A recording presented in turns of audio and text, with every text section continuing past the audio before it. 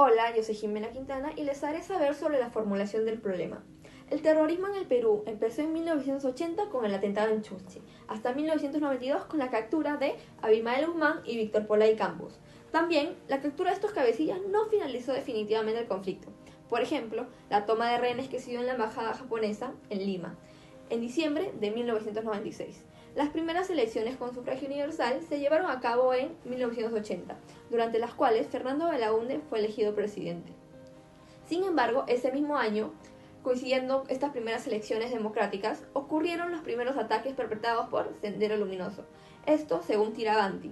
Ahora identificaremos 3 semanas donde este tema se vio involucrado. Semana 12. La lucha contra la subversión, Sendero Luminoso y el MRTA.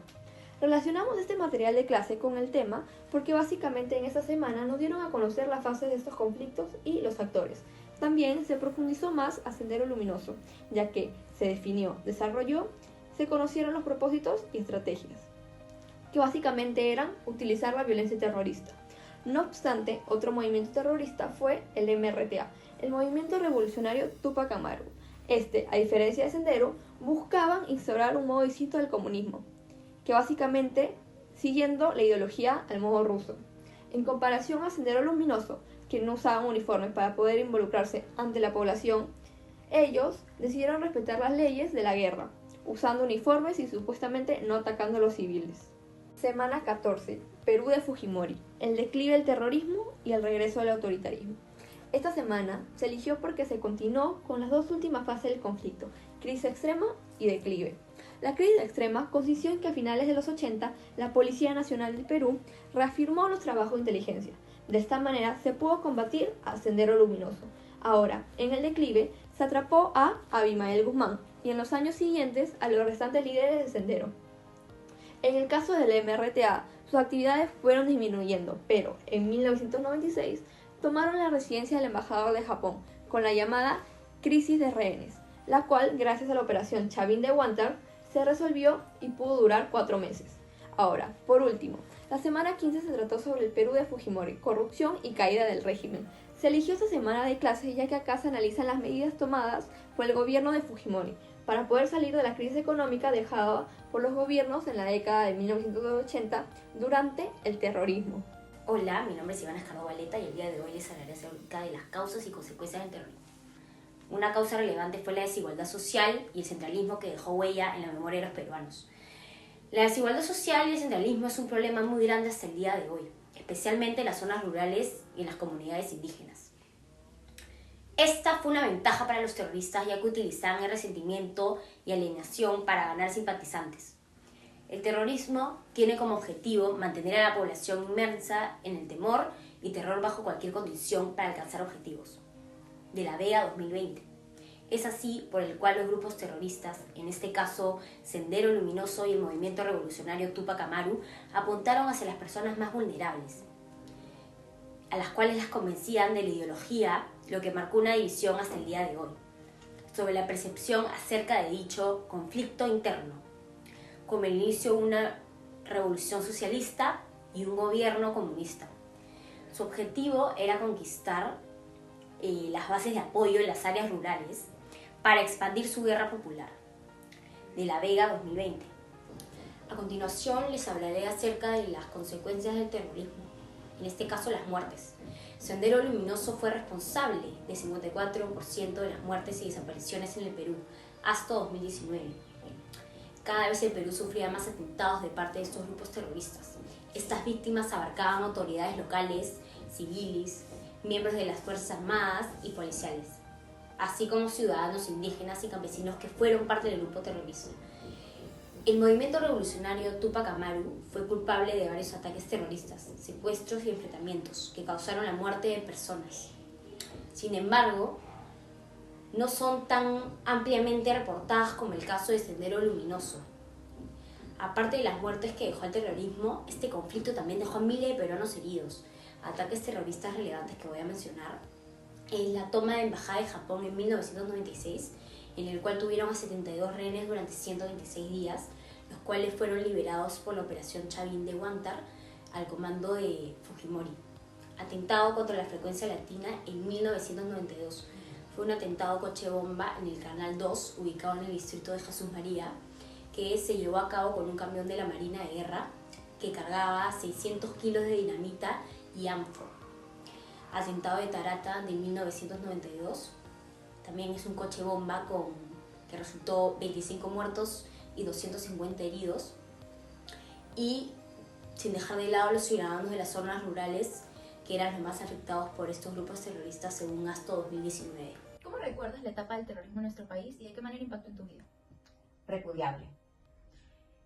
Yo tenía 16 años y un 10 de enero de 1993, Moyobamba, departamento de San Martín, fue tomado por el MRTA. Esto estuvo a cargo de Víctor Coray Campos, que fue un terrorista, más conocido como Camarada Rolando. Tomaron la ciudad por 5 frentes en simultáneo. Yo no estaba en casa, estaba ya regresando a mi casa, era más o menos que 9:30 de la noche. Y salí corriendo igual, y en ese entonces las casas se quedaban abiertas, la gente tenía mucha confianza. Me metí a la primera casa que encontré. Pasé las 8 horas más largas de mi vida en un cuarto de baño. Mi mamá trató de poner a buen recaudo a mi hermano debajo de la cama, pero por la huerta fue una vecina, como sabía que mi mamá era muy nerviosa, para traernos supuestamente a su casa. Finalmente sí la llevó a mi mamá, y mi mamá quería salir a buscarme. Gracias a Dios estuvo con esta señora que no le dejó salir, porque a 3 puertas de la casa donde vivíamos, una señora asomó la cabeza y le metieron un balazo que la mataron en el acto. Seguramente quería salir a buscar a sus hijos también. Fue muy triste todo lo que pasó. Ellos pasaban dando indicaciones con megáfonos qué es lo que quería que la gente haga de acuerdo a los horarios que ellos habían establecido. Primero se dedicaron a asaltar los bancos. Luego quería que toda la gente salga a la plaza y escuche lo que el camarada Rolando tenía que decir a la población, que era que estén con ellos, básicamente, la información. Hubieron muchas bajas, tanto de policías, de civiles, había heridos. Fue terrible, es algo que yo deseo que no vuelva más, que no sufra la juventud como ustedes. Definitivamente esta información queda corta para lo que podría contar. Yo soy Briana Morey y él es mi papá Luis Alfonso Morey. ¿Cómo recuerdas la etapa del terrorismo en nuestro país y qué impacto tuvo en tu vida? Fue una época muy difícil para todos los que vivimos en este momento, un tiempo en el que el Perú estaba siendo atacado de forma permanente por grupos terroristas, Cero Luminoso y el MRTA, que habían puesto, digamos, en riesgo la vida de buena parte de los peruanos. Habían atentados terroristas, coches bombas, apagones.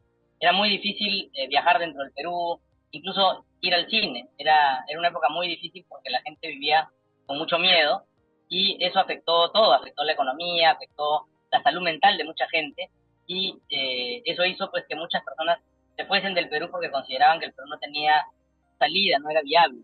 Es recién después, cuando se da una estrategia de lucha antisubversiva, donde se captura a los líderes de los grupos terroristas, cuando regresa el optimismo y la gente empieza, como en mi caso, a recorrer el Perú, a conocer su país, y a animarse a quedarse en el Perú para establecer su hogar ahí. Pero fueron épocas muy complicadas, las más difíciles, porque no hay nada peor para un país que exista el terrorismo.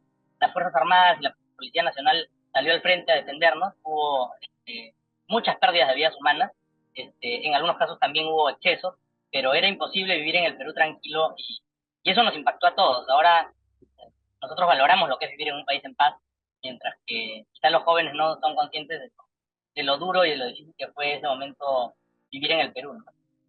El terrorismo en nuestro país fue un pasaje muy oscuro de nuestra historia, la cual demuestra lo cruel e impactante que puede llegar a ser las ideologías extremistas, el daño que puede llegar a causar la violencia atentando contra la vida humana y el recuerdo terrorífico que habita en miles de memorias peruanas, de los que vivieron y muchos de los que murieron injustamente.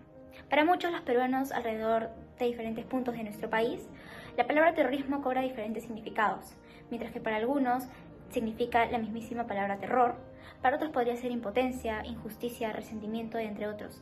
Y aunque pocos, también opinan de que esta palabra no tiene mayor valor que ser insignificante y obsoleta con el tiempo. Las ideologías de ambos grupos, tanto MRTA como Sendero Luminoso, inculcaron sus ideologías en distintos lugares, lo que podrían venir a ser universidades, centros de trabajo, comunidades afines y hasta lugares rurales, como lo podrían venir a ser asentamientos y demás. Esto provocó que hasta la actualidad una minoría comparta esta opinión, que es un punto de vista terrorista y comunista. En cuanto al centralismo y resentimiento, es una problemática que hasta el día de hoy se dio a notar. Por ejemplo, en nuestras elecciones pasadas, en el año 2021, el cual el país se vio dividido, o más bien polarizado, en diferentes opiniones con respecto a nuestros candidatos.